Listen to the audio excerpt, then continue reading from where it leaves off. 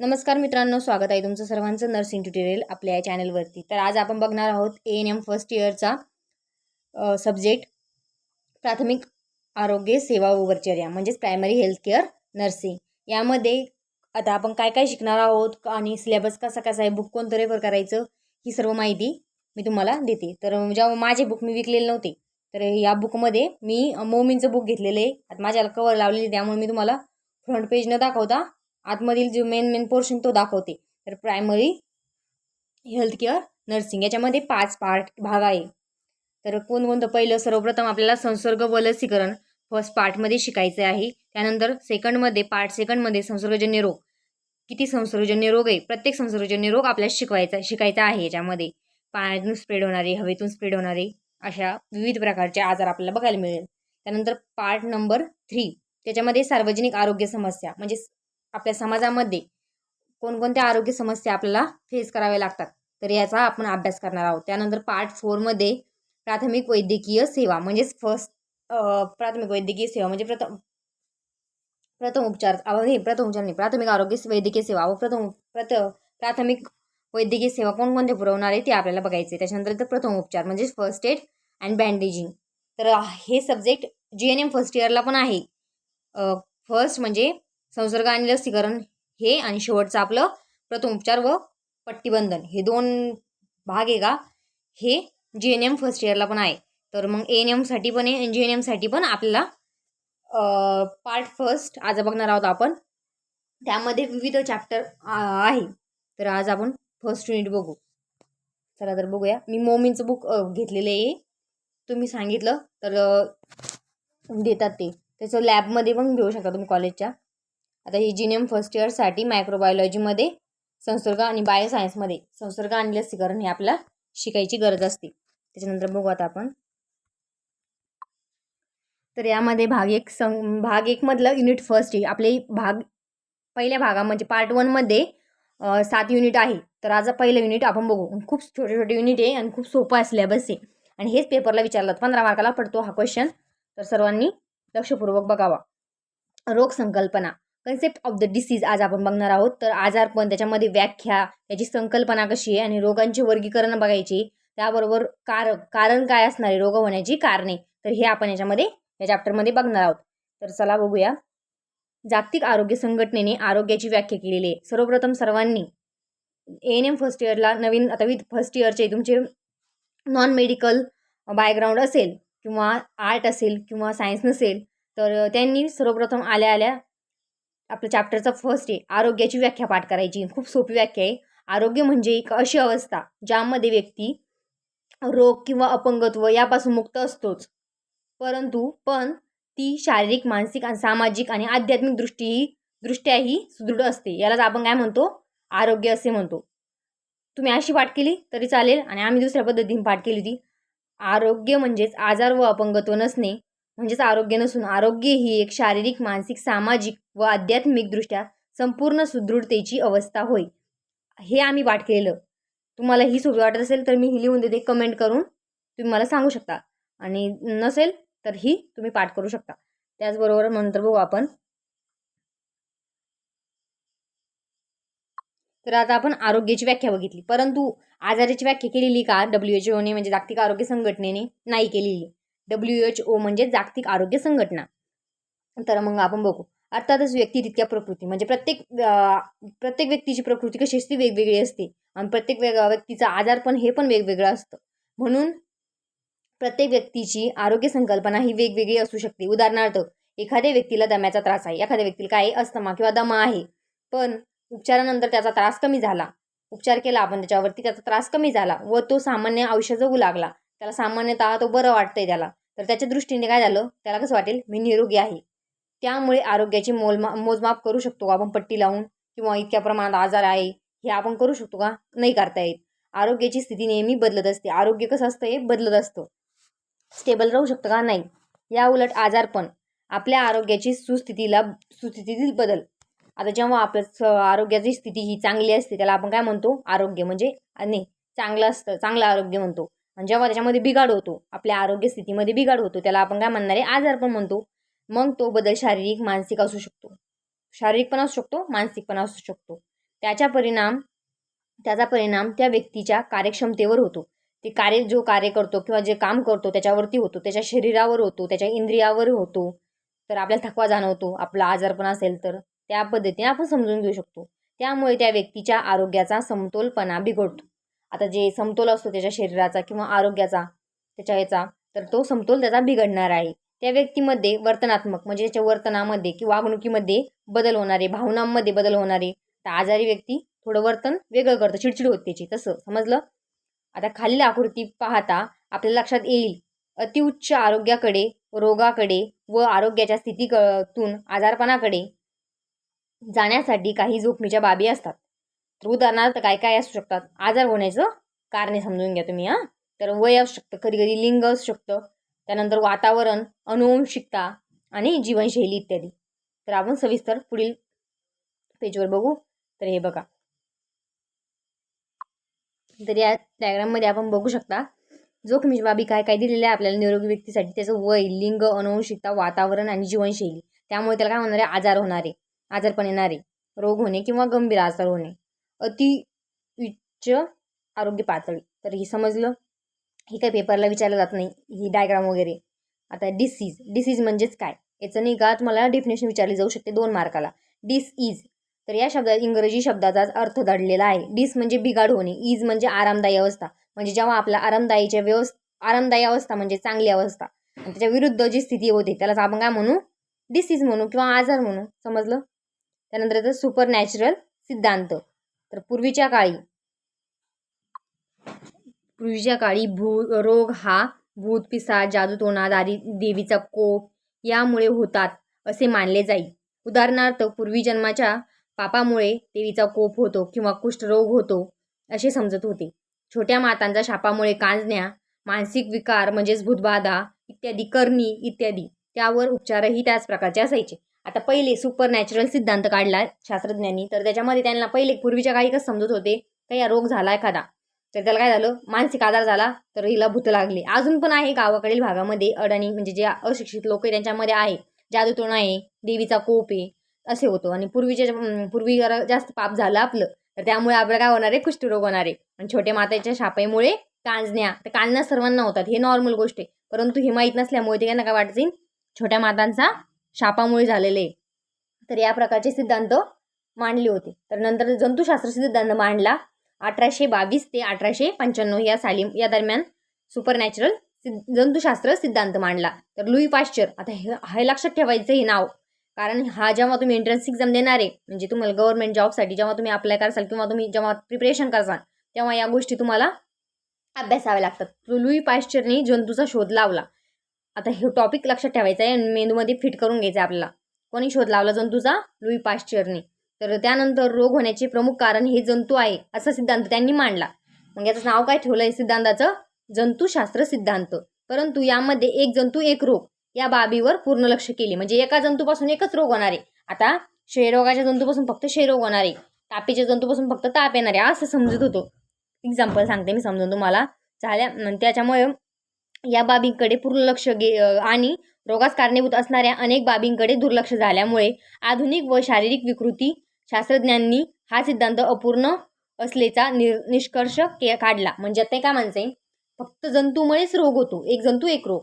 परंतु मग काय झालं, अनेक आता पर्यावरण त्याला कारणीभूत असू शकतं किंवा तिथलं वातावरण किंवा कारक किंवा यजमान या गोष्टी त्याच्या दुर्लक्ष झालं याच्यामुळे. तर मग हा सिद्धांत काय झाला, अपूर्ण ठरला. तर समजलं. जंतुशास्त्र सिद्धांत कळाला, सुपर नॅचरल सिद्धांत कळाला. 2 सिद्धांत आपण बघितले. आता थर्ड सिद्धांत बघणार आपण, 7 रोगशास्त्र तिपाई सिद्धांत. तर याच्यामध्ये हा सिद्धांत एकदम परिपूर्ण समजला जातो. तर मग आपण हा बघू.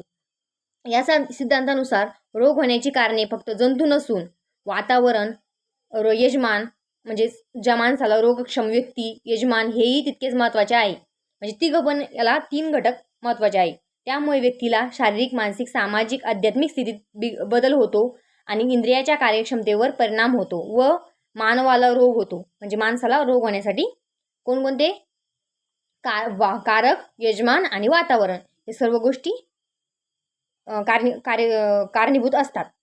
तर हा रोग अचानक गंभीर होऊ शकतो किंवा दीर्घकाळ राहू शकतो. म्हणजेच सिव्हिअर पण असू शकतो आणि क्रॉनिक पण असू शकतो. तर याच्यामध्ये ही टिपाई लक्षात ठेवायची. 7 रोग शास्त्र टिपाई आली तर कारक, यजमान आणि पर्यावरण या 3 गोष्टी लक्षात ठेवायच्या. एवढी डायग्राम काढली. आता यावर्षी पण मायक्रोबायोलॉजीमध्ये JNM फर्स्ट इयरचं तुम्ही क्वेश्चन पेपर बघू शकता मायक्रोबायोलॉजीमध्ये. तर हा सिद्धांत जर मांडला असेल ज्यांनी तर कॉंग्रॅच्युलेशन, मार्क्स चांगले पडणार आहे, कारण हे मांडायचं होतं. त्यानंतर बघू आपण तर रोग होण्याची कारणे, कॉजेस ऑफ द डिसीज. तर कारकमध्ये आता कोणकोणते घटक आपल्याला रोगकारक घटक असतात ते बघू आपण. तर कारक घटक अथवा पदार्थ सजीव किंवा निर्जीव अवस्थेत असू शकतात. ते सजीव पण असू शकतात किंवा निर्जीव पण असू शकतात. तर मग बघू आपण जैविक घटक. कारकामध्ये जैविक घटक कोणकोणते? तर जैविकमध्ये सजीव जंतूचा समावेश होतो. याच्यामध्ये फक्त सजीव जंतू असणारे जीवाणू, विषाणू, परोपजीवी, बुरशी, रिकेट्शिया हे रोगकारक घटक रोगक्षम व्यक्तीच्या शरीरात शिरून तिथे त्याची वाढ होते आणि गुणन होते, म्हणजे ते वाढत जाते, त्यांचं प्रजोत्पादन होतं आणि ते रोग निर्माण करू शकतात. हे मानवी शरीरामध्ये प्राणी, माती आणि पाणी, अन्न, विष्ठा यामध्ये सापडतात. ते कुठं मानवी शरीरामध्ये पाण्यात सापडतात, ते प्राण्यामध्ये सापडतात. म्हणजे मृत प्राणी असतात ना, त्यांच्यामध्ये मातीमध्ये, पाण्यात असू शकतात, अन्नामध्ये पण जंतू जाऊ शकतात ना आपल्या, विष्ठेमध्ये सापडतात. तर समजलं जैविक घटक. त्याच्यानंतर येतं आहारिक घटक. आहारिक घटकामध्ये काय असतं? आहार. त्याच्यामध्ये प्रथिन, शर्करायुक्त, तसेच कर्बोदके, स्निग्ध पदार्थ, जीवनसत्वे, क्षार, पाणी या आहारी घटकांच्या कमतरतेमुळे अथवा अतिसेवनामुळे आपल्या कुपोषण किंवा रक्तक्षय, लठ्ठपणा, ओबेसिटी, जीवनसत्व अच्या कमतरतेमुळे होणारा आपल्याला रातंधळेपणा, तर हे आहारीय घटक आपण समजून घेऊ. त्यानंतर येतं भौतिक घटक. भौतिक घटक म्हणजे आपल्या पर्यावरणामध्ये किंवा आपल्या आता इथं बघा, अतिथंडी अथवा उष्णता, आर्द्रता, किरणोत्सर्ग, कर्कश ध्वनी प्रदूषण इत्यादी बाबी म्हणजे आपल्या वातावरणातील घटक म्हणजेच भौगोलिक घटक. समजलं? कारणीभूत ठरतात. आता रासायनिक घटकामध्ये शरीरातील घटक आणि शरीराबाहेरील घटक. शरीरा आतमध्ये म्हणजे शरीरातील आजारामुळे शारीरिक बदल होतात. रसायनामध्ये होणारे बदल, उदाहरणार्थ कावीळ. कावीळमध्ये आपला रंग असा जीभ वगैरे पिवळे होते. तर तसं रासायनिक घटकामध्ये शरीरातील काविळे, बाहेरील घटकमध्ये धूर, धातू, कीटकनाशके, वायू इत्यादी श्वासातून श्वासाबरोबर अन्नमार्गामध्ये किंवा इंजेक्शनद्वारे गेल्यास शरीराबाहेर. तर समजलं? याच्यामध्ये एड्स येऊ शकतं, उदाहरणार्थ क्षयरोग आणि HIV हे असे आजार होऊ शकतात आपल्याला. त्याच्यानंतर यांत्रिक घटक. यांत्रिक घटक म्हणजे मुरगळणे, जखमा म्हणजे गाडीवरून पडल्यामुळे होणारा अस्थिभंग, इजा हे घटक. त्यानंतर नलिका विरहित ग्रंथी, स्त्राव. आता इत्यादी घटक. तुम्हाला याच्यापैकी 5 घटक लिहिलेले दिसते तुम्ही. जैविक, भौगोलिक, शारीरिक, भौगोलिक, जैविक आणि अजून एक पर्यावरणीय, यांत्रिक आणि अजून एखादा रासायनिक घटक. एवढे पण भरपूर होणार आहे, त्यामुळे एवढं काही गरज. नलिका विरहित ग्रंथी. नलिका विरहित म्हणजेच आपल्या एक्झोक्राइन ग्लँड, एंडोक्राइन ग्लँड. त्याच्यामध्ये आपला ग्लँड कोणता असतात? एकदम थायरॉइड ग्लँडच्या कमतरतेमुळे होणारा हायपोथायरॉइडिझम, म्हणजे थायरॉइडची कमतरता झाल्यानंतर काय होणार आहे? आपला हायपोथायरॉइड होणार आहे आणि जेव्हा जास्त झालं तेव्हा हायपरथायरॉइड होणार आहे. तर हे तुम्ही उदाहरण देऊ शकता. उदाहरण दिल्याने चांगले इम्प्रेशन पडतात. नंतर सेकंड पर्यावरण. आता आपण कारक बघितलं, कारकामध्ये जे घटक होते ते आपण बघितले. आता पर्यावरणीय घटक कोणकोणते? तसेच पर्यावरणामध्ये भौगोलिक घटक, जैविक घटक आणि मनोसामाजिक घटक. आता भौगोलिक घटक मी समजून सांगितलं, मी परत सांगत नाही, तुम्ही वाचून घ्या.